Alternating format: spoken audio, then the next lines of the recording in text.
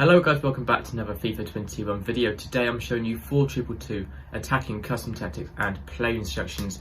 But before I start anything at all, I was going to say I am doing a giveaway. First ever giveaway. This is a £50 Xbox gift card here. So now I've hit 1k subs, I am going to do a few more of these. It's a bit of fun really. But you can see the card is you can know I'm not cheating or anything.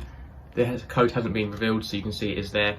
It's behind there. It's a £50 Xbox gift card. So all you have to do to win this is to subscribe, like the video, and also comment why you want this, and I would pick a winner in for the next video. So that is all you have to do. I'll be checking if you're subscribed, so that's literally all you have to do. It's the only sort of things you have to do, and that is going to be everything for now. So now on to the 4-2-2 formation. So it's very attacking formation. There's obviously no wide players apart from the fullbacks, which means these cams here, so the left cam and right cam here, are going to be very important positions, sort of holding together the wing and also kind of a bit narrower as well. So onto the custom tactics. These are attacking tactics, like I said earlier. The defensive style is on balance. These are also pro player tactics, so sort of based on pro player tactics, but made slightly easier for people who obviously aren't pro level. So defensive style on balance, that's what everyone uses. There's no point changing that. Width on 5, obviously quite standard once again. The depth is on 7. The reason for 7 depth, obviously, is quite attacking formation as well. And 7 depth obviously gets that automatic offside trap, which you probably all know about by now. So anything above 7 gets that automatic offside trap. So 7 seems to be the sweet spot for almost every formation in the game at the moment. The offensive style is on fast build-up. It's pretty much the easiest to get the ball sort of up the pitch as quickly as possible on an attacking formation like this. So the reason for 7 depth, once again, coming back to this for a second, everyone did use sort of 4, maybe even 5 or 6 depth at the start of the game. But when people started to realise that 7 depth does get that automatic offside trap, then you do start using that. So that is just for people who don't know why you should be using 7 depth. So I'll also be doing a bit of analysis as well on this video, which I have been doing in the last few recent videos as well. So that's going to be a bit different as well. See if I get this up here. Sorry about that. So now onto the offensive style, the faster build up, obviously like I mentioned earlier. The width is on 7.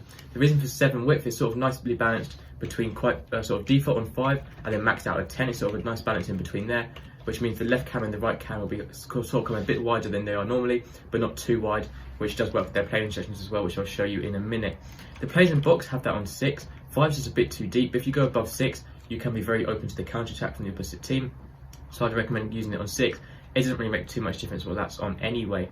For the corners, I recommend having that on 3. That means your tall defenders will be getting into the box for corners, as they're the most likely to score from headers and stuff like that. And the more players you have in the box, obviously the more opportunities you're going to get, leading to more goals, which also links to the players in box. So the more players you have in this box, in this FIFA, is very important. It means you can get more crosses in, more opportunities to score, just working around inside the box, and then finally getting a shot away. Much higher chance of you scoring from there. And then free kicks just on 2. So now onto the formation, sort of the shape of the formation itself. We're going to start off with some bit of analysis here and to show you what you should be playing like in game. So you wouldn't really use this formation as a default sort of balance formation. You would switch to it when you're a goal or 2 down. There's not very long left of the game, and you need a goal because it's a very attacking formation. So you can see the shape here. So obviously no wide players, but these cams here, when I show you the play instructions, you will see that they are on free roam. I barely ever use free roam. It's the only time I've ever used free roam on tactic instructions before. But it works really well with these players here. Obviously it does use a lot more energy as they're running a lot more around the pitch, but when you need to get a goal, it can work very well. So this cam here is going to be, and this cam here, so the left cam and right cam are going to be all over the pitch helping out going forward.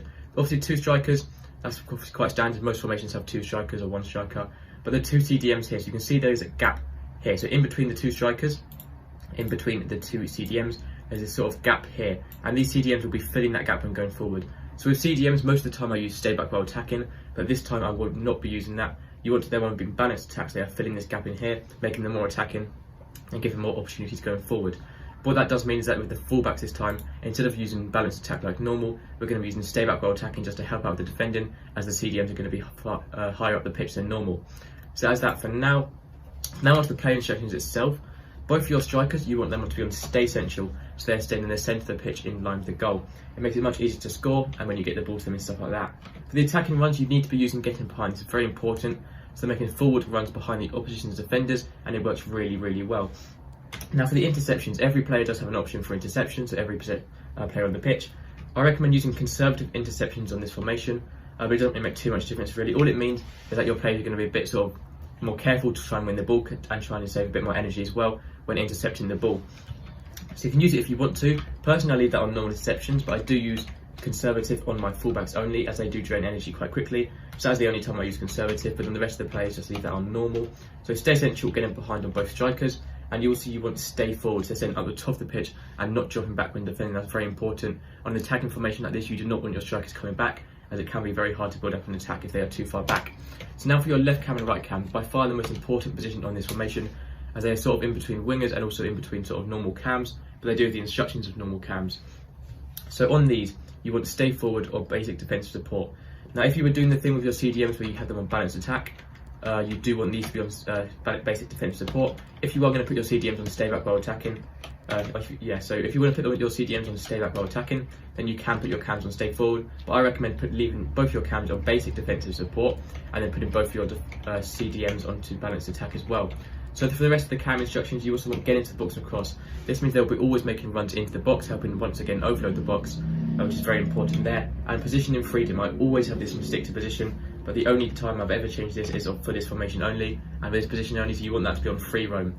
So this means you're going to be roaming around the attacking third much more than they usually would be, sort of going out wide, coming a bit narrower. Okay guys, sorry about that, my game just crashed, I'm not really sure what happened, but we're going to carry on from where we was before. So get into the box for cross on your cam along with basic defensive support and free roam and then normal interception. So that is all your cam instructions.